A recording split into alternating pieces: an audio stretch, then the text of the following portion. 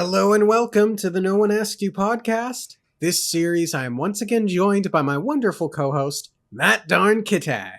Dorkus and I are sharing our experience reading The Way of Kings for the first time. Each episode we will summarize what we've read and discuss the experience along the way.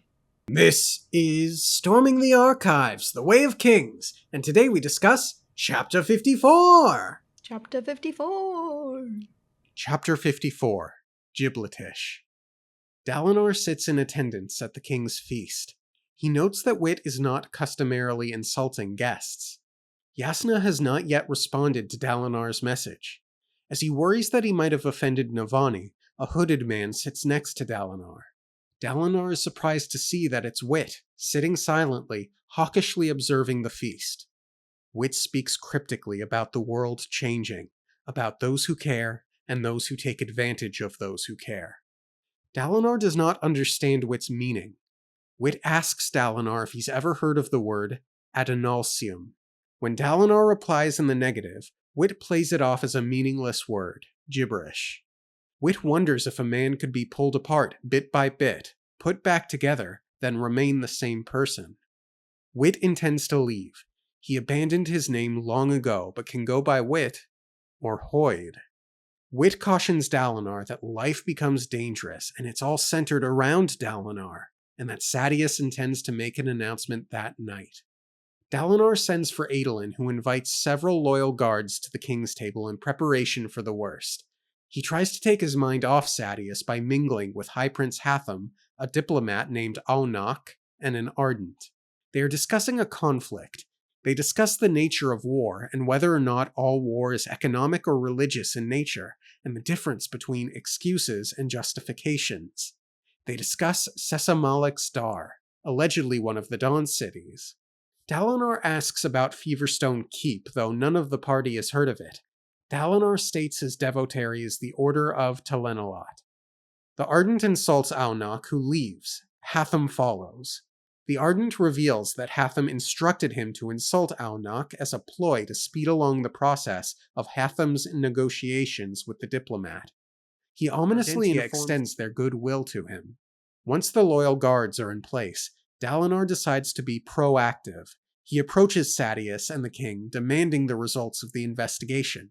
Sadeas explains that the only time Elhokar had been alone was during the race with Dalinar the day of the hunt. However, one of Elhokar's grooms had been questioned and claims the king's saddle had been switched sometime between when he put the saddle on and the king meeting up with Dalinar's men. Beyond that, Sadeas finds it highly suspicious that the 8 gemstones in Elhokar's armor that day broke, an unusually high number. He is still investigating, but suspects that whomever orchestrated this was trying to frame Dalinar. Dalinar is shocked Sadeas cleared him. Sadeas affirms his belief that this was an attempt on Elhokar's life. He shames Dalinar for acting all high and mighty, but makes it clear he never doubted Dalinar's trustworthiness. Dalinar implores Sadeas to work with him on a joint plateau assault. He explains that he wants to end the war, not abandon the Vengeance Pact. Sadeas agrees in exchange for the first 1 shard blade and 2/3 the spoils, then goes back to the party. Before we get into the epigraph, I have one more theory, not a prediction, not yet a prediction, but a thought. I've been reviewing the prelude and the prologue, because I know that there are a lot of hidden gems in those chapters still to unearth. And I had an idea this time around, something I hadn't quite considered. There's that mysterious guy going around saying, "Have you seen me?" And then speaking in gibberish, right? And then right after that, Szeth notes that there's a statue of a missing herald, Shalash. That's gotta be a connection, right? So I wondered if that mysterious old man saying, "Have you seen me?" is Shalash asking about the missing statue in some way, or if there's some sort of connection between the two. Ooh, that's juicy. Yeah. I kind of thought that the heralds might have died of old age. I had kind of presumed that the way that they were functionally immortal was by going to this other plane, this hellish plane where they're tortured in between desolations. but maybe they're not, and they are immortal. We know immortality is obtainable from the epigraphs and part of the book. So it could be. What are they doing though? Are they in some in between? Like if they die of old age, Yeah, why do they aren't they supposed to go back once they die? But I suppose they abandoned the thing. They abandoned their blades. And if they are still around, what's it going to be like for them when the Everstorm does come? Like, are they just going to sit back and watch? I don't know. The other thing that I noted in the prelude is that the blades that the heralds stuck in the ground were more than shard blades. Yeah. Yeah. And we don't know where those are. Yes. Do you think those are at the light in the Shattered Plains? Like maybe those are what it is emitting the light? Maybe. Was it described that they were shining? The herald's blades? blades? Yeah, they were like really bright and shiny, like even more so than shard blades, I think. Yeah, it could be. Anyway, the epigraph, yes? Mm-hmm. The burdens of 9 become mine. Why must I carry the madness of them all? Oh, Almighty, release me. Dated Palahesses, 1173, unknown seconds pre-death, subject a wealthy light eyes, sample collected secondhand. So on the topic of the heralds, I mean, that sounds like Tollinel, yeah? Yeah, that sounds like they are the burdens of 9 become mine. Yeah, the 9 that abandoned the Oath Pact left him, and it was just so. That's just the way it is. So now he's the only one that's busy heralding because he's still stuck in the cycle. Yeah. And what this tells us is that somehow his voice comes through in death rattles. Yes. Like, this is not a writing or whatever. Somebody said this before dying. Correct. And a wealthy light eyes. It's not that they were the herald. It's just that this speech comes through them. So is it him trying to communicate through death rattles, or is it like, what do the death rattles have to do with this? They could be just echoes, like ghostly apparitions, where it's just like, this is what he thought. Yeah. At some stage, and it echoes through, like, this is where he's at. Why must I carry the madness of them all? Maybe you can hear him in damnation through the death rattles. Interesting. There was a part of me that was wondering if these death rattles are prophetic. Something to think about. But this seems to be the past. Correct. Because we know. Well, I mean, it doesn't have to be. I mean, if Tollinel is still out there, but yeah. But Hey, what? Speaking of 9, just one more thing. Speaking of 9, there are 9 high princes. Where there are always 9. So there's always 10 high princes. Are you supposed to have... Is that what it was like? You would have 10... What do you call it? 10 heralds. Well, 10 high princes. I mean, we've made this connection before. My immediate thought to that would be, 9 high princes and the king makes 10. Yeah. But then my second thought goes to, wasn't Shallan surprised that there was an extra Vorin kingdom that she was unaware of in the bookshop earlier on in the book? I do not remember. It's too long. Gotcha. Yeah. So we get a winter party. Yay. And they've got new heaters. Again, more of these new Fabrials. So whatever research is going on with Fabrials, yeah, they're getting many more technologies going. That's neat. Industrialization. Perhaps. No, not really. Not here, at least. Steampunk. Yeah. Dalinar notes that Wit is not doing his customary insults. He's worried that he offended Navani. Again, he's like, is she going to betray him because of this? And he's like, nah, he dismisses it. Yeah. And I'm with him on it. I'd be pretty disappointed if she did land up betraying him. Yeah. If nothing else, she's Elhakar's mother, and she knows that Dalinar feels very strongly about protecting Elhakar. So yeah, there's no significant reason. for her to try to backstab him. I don't get spurned lover out of what happened. Yeah, that's why he says, like, she's not that petty, because that would be very petty then. Yeah. Versus keeping this man that's around, that's protecting your son and for the good of your son and the kingdom. Yeah. Petty. So then Yasna has not yet responded to the message, which is fine. She's probably researching it and dealing with Shalon. Yeah. And then Wit comes and sits next to Dalinar. Yeah, and he seems quite nervous. Yes. About what's going on. Or like flighty, and he's got a hood on, like he can go and disappear. Like he usually wants to be center of attention. Yep.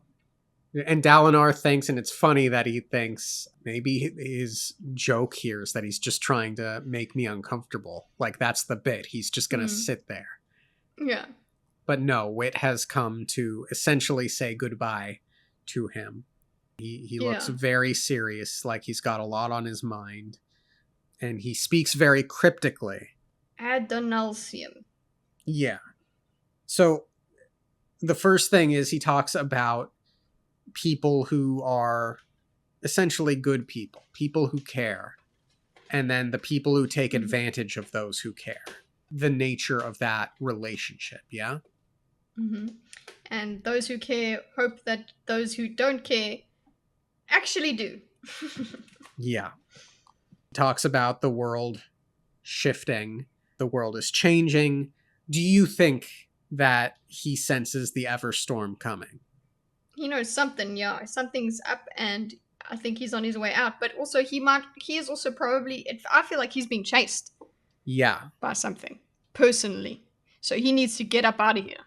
Yeah. So are the epigraph folks close to tracking him down, do you think? Or do you think it's something else, more dangerous related? Probably both. So like the world threatening thing, and I do feel like those, interludes people, by now something would have changed. Yeah. So then Wit throws out the word Adonalsium. Mm-hmm. So do you think this is an Everstorm thing or a Cosmere thing? I don't know, because and he does also refer to a world spinning. We can't see it because we're too much part of it. I don't know if they know that the world spins, that their world spin. Yeah. Maybe he only knows that, so it doesn't make, because he's like, what? World spinning? What foolishness is this? Like that, the world spins. That's what happens. So I don't know if they just don't have that knowledge yet, but he does because he's space travel man. Yeah, his frame of reference is much larger than Dalinar's, I think. Mm-hmm. And Wit is searching Dalinar's face when he says this. So he's like really looking for recognition. So it seems like Wit is doing the same thing that Dalinar's out there trying to do with the keep or whatever. The fortress or whatever. He's trying to figure out if anyone's heard of it. So right, it seems like this Adonal's... Yeah, Feverstone Keep. So Adonalsium is like, he wants to see if there's any recognition. Has he heard of it before? Yeah, so he's, I don't know what that is. But then he speaks about the way words can be messed up. So that had me looking at the word to see if I can move it around to make it make sense of any type, and I couldn't. Yeah. Yeah. I don't know what to make of the word Adonalsium at all yet. I'm sure we'll know eventually. Yeah. I'm inclined to think that this is going to be a Wit thing and not a Way of Kings thing, though. Mm-hmm. Yeah. He does say the Cosmere at some point. He actually refers to the Cosmere. Yeah. Then he tries to play it off as nothing, and he says, I wonder if you could do that to a man. Pull him apart, emotion by emotion, bit by bit, bloody chunk by bloody chunk, then combine them back together into something else, like a Dician Aemean. If you do put a man together like that, Dalinar, be sure to name him Gibberish after me, or perhaps Gibletish. When I first read that, I'm like, okay, he's totally talking about Dalinar right there, because that's what Dalinar is experiencing with these visions, these emotions, his changing of opinion about how their society runs, essentially. But then I wondered if he's more referring to himself in some way. Yeah, that's what I was thinking about. It is to himself. I mean, I think literally he's had body changes, so that's. But also he's been. When you're moving from world to world, what even is your identity? What even is your body? Mm-hmm. What even are you? So, yeah. So his name would be Giblicious. But hey, we get his real name. Yes, or at least one of his more real names than average. Yeah, well, it's real to us. Yes. And we called it Hoyd. Well, yeah, you called it Hoyd. I just agreed with you. So, you take all that credit. Thank you. I will take it. I got it. It was great to have that confirmation. Yeah. He says that he's leaving, and then he warns that Sadius has some sort of announcement, a revelation for that evening. Wait, hold up. He said, wait, you're leaving. I hope to return. I'll do so if I'm not killed. Probably will anyway. So what, even if you're killed, you'll return? Apologize, dude. Interesting. And yeah, just sorry, that line of if I'm not killed does think that it does make me think, yeah, it's something Hoyd related as well. Not just, oh, your planet's doomed, so I'm out of here. Yeah. Look, we know from Elantris that Hoyd went to Elantris to try to become an Elantrian, so I don't think it's unreasonable to think that he went to Mistborn world to try to become a Mistborn, and then went to some other world to become something else, is what I'm imagining now. But he says he's going to leave. Now, it's an interesting thing, because I have made the Wit cut the strap prediction. And it's still possible, because we know that he messes around with stuff. It looks very suspicious that Wit is leaving as Sadius's investigation progresses. But I did have a new theory, but we'll get to that theory during Sadius's speech. All right? Okay. But I did want to say here, it looks suspicious that Wit is leaving as the investigation progresses. Yeah. So then he leaves, and Dalinar, I think rightfully, calls his son, who says, hey, get some of our loyal soldiers over to the table just to be safe. Yeah, it's going to go down. They're going to go down fighting as well. Yes. They're like, cool, we'll go down. And he even thinks about, yeah, he's probably going to die because, you know, there's too many other shard bearers and what. Yeah. So then he tries to take his mind off of the event, and he ends up going and talking to High Prince Hatham, Aunok, and Ardent, and there are two other nameless Light Eyes there as well. There's a lot of interesting stuff there. They bring up Sesamalix Dar as one of the Dawn cities, which was noteworthy. Again, with the Dawn. Fine, whatever a Dawn city is. Yeah. And then the bulk of this conversation, like the Philosophy 101 class, is in session yet again. This particular topic is whether or not all wars are economic in nature. And I've heard this topic discussed before, but it's never been one of unique interest to me, so I don't really know strongly what the points for and against it are. Do you know much about it, Kitty? No, not really, but makes sense to look at it that way. Who benefits from a war? And then that can easily lead you to economics. I like the discussion between an excuse and a justification. Me too. Which one comes first, the difference between that. I really enjoyed that. That would be a fun conversation to have in real life. So yeah. I enjoyed it. Yeah. Well, in fact, I was going to say, like, I don't really have a strong opinion on the economic element other than to say I don't doubt the religious fervor of a zealot. But the justification excuse part of the conversation was, for me, much more interesting than the economics element. Yeah. The thing that stood out to me when they were talking about religion and whatever, the way that people really, the way that the Alethi, or just people that have I think it's the Voron religion, they really do think very little of people that aren't of their religion. They're pagans after all, so we can't presume their religion has any real importance. It's like, even if you are a pagan, you can have your own it's your religion. It's very important to you, you Right. moron. Like, like it's really silly and ignorant to be like, oh well, because they're pagans, their religion can't be something that they fight for. Yeah. And we've got a lot of world building here as well, with the mention of the regions and the heralds and the Mm-hmm. Tukari, the Amuli religion, Mm. Dawn cities, and so on. At one point, Dalinar asks if any of them know Feverstone Keep, to which none of them do. I wonder if the Ardent knows, and he's lying, Yes. but I don't think it's unreasonable to expect them to know the name of some random keep. Yeah. Well, I think that's what he's looking for. So why not just ask them about it? Have you ever heard about it?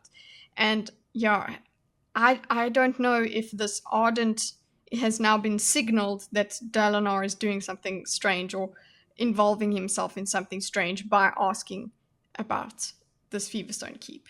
Like Yeah. maybe this is something we should not be throwing about. Okay, we can do our own covert things, but yeah, a discussion. If it's something known or something, if it's like secret knowledge, yeah, I don't know if it's just verbal.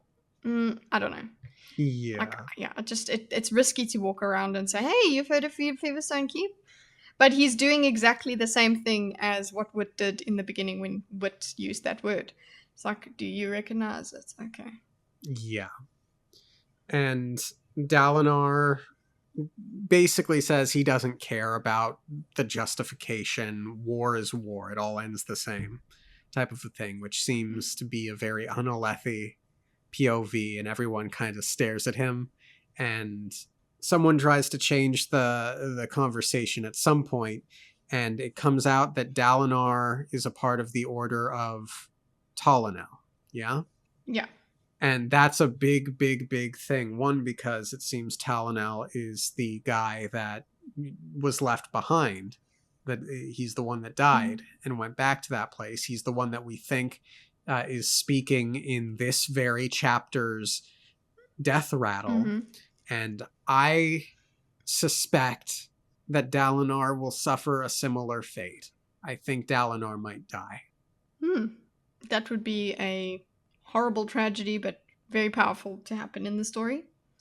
Yeah, I don't know when, I don't know how. I'm wondering if maybe he's going to die protecting Kaladin, and that will make Kaladin revisit some of his prejudices. Maybe, but all the same. But that would take some time. That would Yeah. take some time to getting to it. Yeah. Like, for him to want to save Kaladin at all. So to clarify, I'm not saying he's going to die in this book, but I do think at some point it could happen. So then the Ardent insults Aunok, and Aunok runs off, and the Ardent explains how he was basically ordered by Hatham to insult him, and we get some a little bit of tell don't show with regard to the Game of Thrones type manipulations and machinations. We get explanation over what just happened. Yeah, well, Dalinar is not of that mind, really. He's not paying attention to it. He understands it, but he's not paying attention. So the Ardent points this out for him, which is supposed to be a gesture of goodwill. It's supposed to be explaining what we're doing means that we're allies. You see, I'm showing you a manipulation. You could use this against me, but I'm showing you, I'm giving it to you as like a little present, and you in good faith won't use it against me. And I was wondering, when the Ardent says we extend our goodwill. What does it say? Yeah, I wish you to know. So it's, I wish you to know of our goodwill towards you, Bright Lord. So I'm like, what do you mean by our? Is it the Ardents or the High Prince and him? I took it to mean the Ardentia, not Hatham. Yeah. But there is this discussion as well of the Ardents actually taking way too much. The Ardents actually spend a lot of time politicking, more than they should. Yeah, so this comment about sending their goodwill perturbs Dalinar a little bit, because the Ardents are not supposed to be politicking at all. And I don't trust the Ardentia. Like, if I've come to any conclusion the last handful of chapters, it's very much that I do not trust the Ardentia. Yeah, that's why immediately I was worried about him asking about Feverstone Keep in front of the Ardent. Because if the Ardent knows what it is, I think he could easily just lie. Why would he tell him? Yeah. Especially after what we've experienced as well on the Shalon front. Yeah. And then, speaking of Shalon, that opens the possibility that this particular Ardent isn't working on behalf of the Ardentia, but a shadow organization within the Ardentia, who's also connected to the people that Shalon or Cabsol have dealt with. Yeah. So that conversation breaks up. The soldiers are in place, or the guards, rather, conspicuously placed. And Dalinar decides to be proactive. And he goes to Sadeas and Elhokar, and he demands the results of the investigation. And I have to wonder if Wit specifically brought this up to Dalinar to prod him into forcing this confrontation. Because Sadeas is a little weird in this chapter, in terms of, he says he was going to announce it, but that he also meant to talk to Elhokar about it in private. So which of those is it? Maybe he's trying to make them think, listen, this wasn't such a huge deal. It's all this politicking thing going on. It was like, okay, he doesn't want people to know that he's actually doing this for Dalinar or something like that. I don't know. Yeah. But then he goes and allies with Dalinar, so that doesn't make sense. Yeah. I think it wasn't supposed to be so dramatic, at least. It wasn't, that's kind of his comment, is like, geez, I wasn't going to make it this dramatic. Like, Elhokar, Sadeas, announce it. And it's like, no, actually. And then it would spread anyway. People would say, oh, so, the result was this. True. That would have the same effect. Yeah. True. But then again, Sadeas also says that he was planning on investigating a little more to try to get that concrete proof it wasn't Dalinar. So it's like, well, were you going to say something or were you not? Were you going to make an announcement or were you going to speak privately? You can't have it both ways. It seems like Wit moved this forward then. Yeah, a little bit, which, okay then. Well, what are you playing at, Wit? Was it a favor? Yeah. He likes them. Yeah, well, he likes Dalinar, at least. So he goes and confronts Sadeas, and Sadeas starts basically explaining the steps that he took to investigate. And he starts off in Dalinar's POV, framing it as if Dalinar could be responsible, or at least that is how Dalinar is taking it. The suspense was horrible. Yeah. It was... And Adolin was so silly as well. Yeah. He's like, what? Like, what? You're surprised your father's innocent? Yep. Oops. Great optics. Right? So Sadeas addresses that the only time that Elhokar had been alone, the strange thing that happened that day was that Elhokar and Dalinar went on their race. Right? And it was at that point that I asked myself, wait a second, maybe it wasn't Wit. Maybe Elhokar cut the strap. Prediction. Elhokar cut the strap. Yeah, why not? Why not? Because here's the thing. We know that Elhokar is suffering from paranoia. But and it's not paranoia if they are actually out to get you. But if no one's out to get you and no one believes that they're out to get you, why not make it look like they're out to get you so that someone believes that they're out to get you? Yeah, that's true. But you also are putting yourself at real risk. So he really did fall off. And it really was a problem. Is he the kind of guy that would put himself in danger to figure it out? I don't know. To see Dalinar's reaction? I don't know him well enough. I think it's possible. I'm not committed to it, but I do absolutely think it's possible. Yeah. Sadeas brings in one of the grooms, Finn, who put the king's favorite saddle on the horse that day. When I read that Sadeas did this, I was overcome with this idea that maybe Dalinar's just not good at investigating. He's not a good investigator, because when he was in charge of investigating, he didn't go to the grooms beforehand like Sadeas did. So maybe Sadeas is just really good at investigating. Rather, Didn't he go to the grooms? I thought he did. he went to his grooms on that day. But Dalinar did not go to the king's grooms, and he did not discover all of the broken Fabrial shard gem things. Yeah. So maybe it's best that Sadeas took over. Also, great revelation, or not revelation, but just to note that one of the weaknesses of shard plates is, if you shatter the stones, that's how you basically disable the whole thing. Yeah. It turns out that between the groom putting on the saddle and the king being at Dalinar's camp, someone switched the saddle. And then he goes on about the 8 of the 10 sapphires used to infuse his plate were cracked following the battle, and that is an unusually high number. Yeah, so it's like they put flawed gems in there that were easily breakable. Yes. It's normal to have gems crack during a battle, but not 8. Correct. And later on, Sadeas talks about how if he could figure it out, he suspects that the fact that the beast got loose was also part of the plan. I'm with Sadeas on this. I don't think that attack was an accident. Basically, Sadeas clears Dalinar of, at least as best he can, without the concrete proof that he was hoping for. And Dalinar and Adolin are shocked and surprised. I'm less surprised. I did not think Sadeas was going to frame it on him. Well, the way it read, I was expecting it. I was like, okay, how's this gonna go?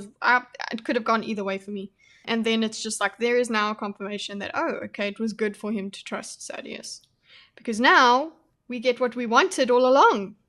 Yeah, so after the presentation in which Sadeas denounces the idea that Dalinar could have been a part of this, and he even says he suspects whoever is responsible is someone that Dalinar probably pissed off, Dalinar pulls Sadeas aside, and they talk for a little bit. And Dalinar basically convinces Sadeas to join him on a joint plateau assault. Yay! Yeah. But what I was also really fascinated by was Sadeas kind of calling out Dalinar for being like, you think you're the only one that's good here. Yeah. And I actually think Dalinar took that to heart. It's just another reason I liked Dalinar, that it's like he's not like going to be defiant and be like, no, I wasn't like that. I wasn't. He notices when he acknowledges when he's done wrong, and that's interchange, that admission of being wrong and that sort of thing. I think that helps him to open up the discussion of doing the joint assault. Yeah, and he's giving him a great deal. And we do have that already previously established thing that he really wants a shard blade. Yeah. And it's a really great and important glimpse, I think, into how the rest of the High Princes view Dalinar, because we've gotten all of this from Dalinar's POV. We see how important his honor is to him, and he will not be made a hypocrite. Yeah, that can probably come off as you're high and mighty. I don't doubt that there are that most of his colleagues in the High Princedom are not really honorable men. I don't doubt that, but it's a bit presumptuous to be like, there is absolutely no one to trust, and I am the only one that wants good things. Yeah, I think a lot of them are quite questionable.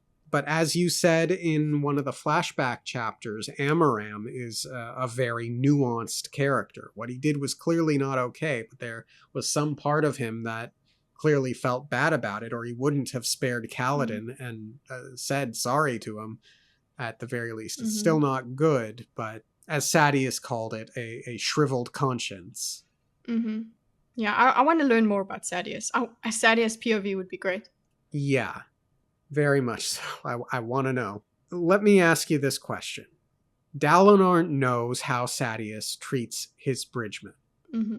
Now that the two of them are going to work together, to what degree is Dalinar responsible for how Sadius's bridgemen are treated?